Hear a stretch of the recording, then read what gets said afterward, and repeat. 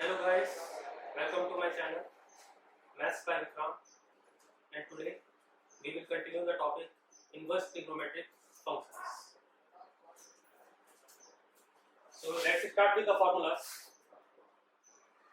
आप लोग ध्यान दीजिएगा, कोई सा भी इनवर्स के बारे में अगर हम लोग बात कर रहे हैं as a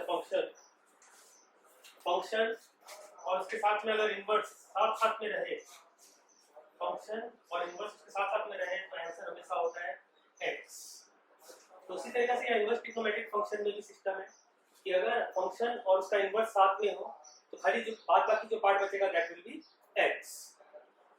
sin inverse sin x will be equal to x। Same तरीका से अगर हम लोग tan के लिए करें, tan इनवर्स x अगर हम लिख रहे हैं तो भी इसका आंसर x ही होगा। इनवर्स पहले हो और फंक्शन बाद में हो, या फिर इनवर्स बाद में हो और ये tan पहले हो, उससे कुछ फर्क नहीं पड़ रहा हम लोग को। अगर tan और tan इनवर्स एक साथ में आपको दिख रहा है तो आप लोग उसको हटा सकते हो और answer will be directly x। Second formula, ये वाला फार्मूला लास्ट क्लास में भी डिस्कस किया गया था। sin inverse x is equal to cosec inverse 1/x। ये रेसिप्रोकल रिलेशन हम लोग को पता है, sin और cosec एक दूसरे का रेसिप्रोकल है। sin का मतलब है परपेंडिकुलर बाय हाइपोटेनियस और cosec का मतलब होता है hypotenuse by perpendicular. Hypotenuse by perpendicular, तो sin inverse x can be written as cosec inverse 1/x। उसी तरीका से sec inverse x can be written as cos inverse 1/x। tan inverse x can be written as cot inverse 1/x। कभी भी भूल से ये मत कर दीजिएगा आप लोग कि tan inverse x is equal to 1/cot inverse x। This is absolutely wrong। Inverse का जो अंदर का जो फंक्शन वैल्यू होता है x वो रेसिप्रोकल होगा, बाहर में कभी भी ये रेसिप्रोकल का रिलेशन नहीं होता है। हाँ, ये ट्रिग्नोमेट्री में जरूर हम लोग देखते हैं कि tan theta is equal to 1/cot theta. Inverse trigonometry और ट्रिग्नोमेट्री में काफी डिफरेंस है, इस चीज में आप लोग कंफ्यूज मत होइएगा। tan theta is equal to 1/cot theta होता है और tan inverse x is equal to 1/cot inverse x कभी भी नहीं होता है। क्लियर है ये बात? फिर हम लोग आते हैं नेक्स्ट फार्मूला में, sin इनवर्स नेगेटिव x। ये भी लास्ट क्लास में बताया गया था आप लोगों को। sin inverse negative x can be written as negative sin inverse x। Negative sign बाहर आ जाता है तो tan inverse negative x it can be written as negative tan inverse x।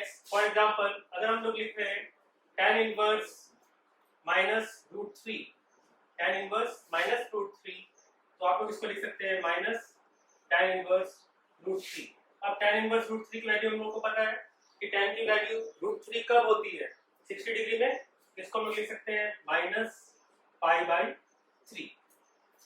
आप लोग सम करते समय ये ध्यान रखिएगा कि कोई सी भी स्टैंडर्ड वैल्यूज अगर आप लोगों को पता है, जैसे कि tan इनवर्स √3 हमें पता है √3 tan इनवर्स की वैल्यू कब होती है 60 डिग्री में होती है, तो हम लोग यहाँ पर लिख सकते हैं 60 डिग्री।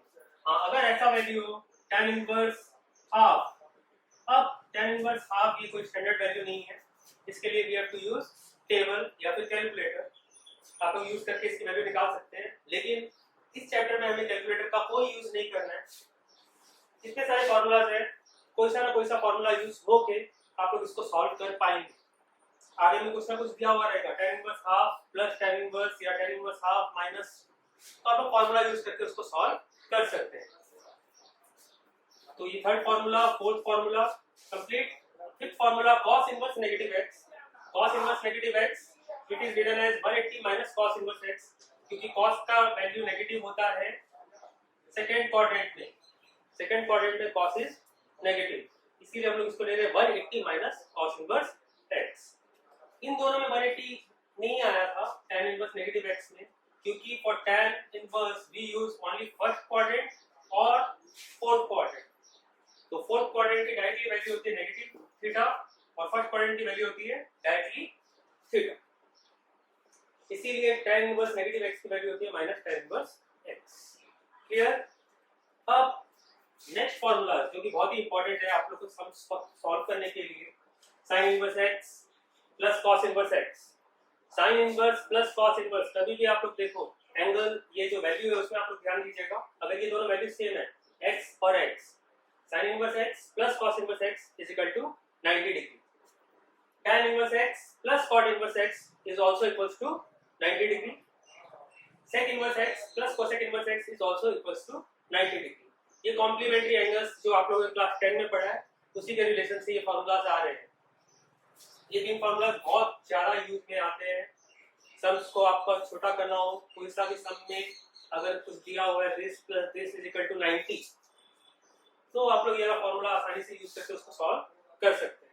ये वाला फार्मूला ध्यान रखिएगा। कहीं पर आप लोग जैसे देख रहे हैं 90 माइनस cos इनवर्स x, कितनी बड़ी वैल्यू है, इसको आप लोग डायरेक्टली लिख सकते हैं 90 minus cos inverse x is equal to sin inverse x according to this formula. 90 minus cos inverse x is equal to sin inverse. अब आते हैं हम लोग ninth formula, sin inverse x plus sin inverse y। ये सब हो गया addition formulas, addition and subtraction formulas. दो इनवर्स को अगर हम लोग को ऐड करना हो तो हम लोग ये सब फार्मूलाज यूज करते हैं। तो sin inverse x plus sin inverse y, sin inverse x plus sin inverse y होता है sin inverse x into root over 1 minus y square plus y into root over 1 minus x square। ये अगर आप लोग ध्यान दें तो ये sin a plus b का जो फार्मूला है उसी से आया हुआ है। sin a plus b का फार्मूला होता है sin a cos b plus cos a sin b। तो sin a cos b को हम लोग यहाँ पे लिख सकते हैं root over 1 minus sin square, cos b को हम लोग लिख सकते हैं root over 1 minus sin square b, इसीलिए ये बन रहा है 1 minus y square। sin a cos b plus cos a sin b होता है cos a sin b। तो sin b का जो वैल्यू है वो तो हम लोग डायरेक्टली y लिखते हैं, cos b का जो वैल्यू है direct route over 1 minus x square. उस तरीके से आप लोग ये फार्मूला ध्यान रख सकते हैं। अब यहाँ पर अगर माइनस होता तो यहाँ पर बस साइन बीच में माइनस आ जाएगा, फार्मूला सेम ही है। नेक्स्ट फार्मूला है cos inverse x plus cos inverse y। cos inverse का एडिशन फार्मूला हो या सब्ट्रैक्शन फार्मूला हो, आप लोगों ने क्लास 11 में ये चीज देखा होगा ट्रिग्नोमेट्री करते समय कि इसका फार्मूला में 99% आपको दिखेगा, अगर एडिशन है तो साइन बीच में आ जाता है माइनस, और अगर नेगेटिव है तो बीच में साइन आ जाता है प्लस। तो उसी तरीके से यहाँ पर sine cos inverse x plus cos inverse y का फार्मूला होता है cos inverse xy minus root over 1 minus x square into root over 1 minus y square, क्योंकि cos a प्लस b का फार्मूला था cos a cos b minus sin a sin b। तो आप cos a cos b तो ठीक लिख दे रहे हैं xy, जब sin a sin b की लिखने की बारी है तो आपको cos के टर्म्स में उसको लिखना है। तो cos a को आप लोग लिख सकते हैं root over 1 minus x square और cos b को आप लोग लिख सकते हैं root over 1 minus y square. तो उस तरीके से ये फार्मूला आया गया। Next formula tan inverse x plus tan inverse y, same वही tan a प्लस b का formula, tan a plus tan b by 1 minus tan a tan b x plus y by 1 minus xy। Next formula minus का है, देख सकते हैं आप लोग। अब आते हैं 2 ट्वाइस tan इनवर्स x का फार्मूला, 2 cos इनवर्स x का फार्मूला, 2 sin इनवर्स x का फार्मूला। तो 2 tan इनवर्स x का फार्मूला होता है tan inverse 2x by root over by 1 minus x square. 2 tan inverse x का फार्मूला sin इनवर्स के terms में भी है, sin inverse 2x by 1 plus x square. 2 tan inverse x का formula cos inverse के terms में भी है। हम लोगों को क्वेश्चन में जिस चीज की जरूरत होगी हम लोग वो वाला फार्मूला को इसमें यूज करेंगे। जिस फार्मूला की यूज पड़ रही है उसको यूज करना है हमें, तीनों में तीनों एक साथ तो यूज नहीं करने हैं, जो रिक्वायर्ड है उस हिसाब से। तो आपको ये तीनों ही फार्मूला लर्न करना है, ये नहीं है कि आपके पास कोई चॉइस है हाँ ये वाला एक फार्मूला लर्न कर लेते हैं बाद बाकी तुम लोग हो जाएगा, वो यूज नहीं करना है, वैसा नहीं होता है। ये तीन के तीन फार्मूला आपको याद होने चाहिए। 2 sin इनवर्स x का फार्मूला आता है sin inverse 2x root over 1 minus x square. ये sin 2 थीटा का फार्मूला से आ रहा है। sin 2 थीटा का फार्मूला क्या था, 2 sin थीटा cos थीटा। तो यहाँ पर 2 sin थीटा तो हो गया, cos थीटा के लिए हम लिख रहे हैं root over 1 minus x square. Same तरीके से 2 cos inverse x cos 2 theta का formula 2 cos square x minus 1, इसीलिए आ रहा है 2x square minus 1। 3 sin inverse x 3 cos inverse x 3 tan inverse x, ये तीनों का फार्मूलाज भी है, ये आप लोग देख लीजिए। और ये सब फार्मूलाज आप बढ़िया से लर्न कर लें। अगर ये फार्मूलाज आपको लर्न है तो इसको सिंपलीफाई करना, क्वेश्चंस को सिंपलीफाई करना बहुत ही आसान हो जाएगा आप लोगों के लिए। ये बहुत ही आसान चैप्टर है, बस आपको फार्मूलाज अच्छे से याद होने चाहिए। ठीक है, तो अभी हम लोग फिर शुरू करते हैं एक्सरसाइज। तो मैं जो बुक फॉलो कर रहा हूँ that is Sultan Chand S Chand mathematics written by OP Malhotra. Exercise 4 हम लोग अभी करने जा रहे हैं, तो मैं आपको मैक्सिमम सम्स यहाँ पर करके दिखा दूंगा सॉल्विंग के साथ, बढ़िया से एक्सप्लेनेशन करवा दिया जाएगा आप लोगों को। आप लोग भी इसको प्लीज प्रैक्टिस कर लीजिएगा। तो ये आप लोगों को क्लियर हो जाना चाहिए और ये फॉर्मूला प्लीज अच्छे से लर्न कर लीजिएगा।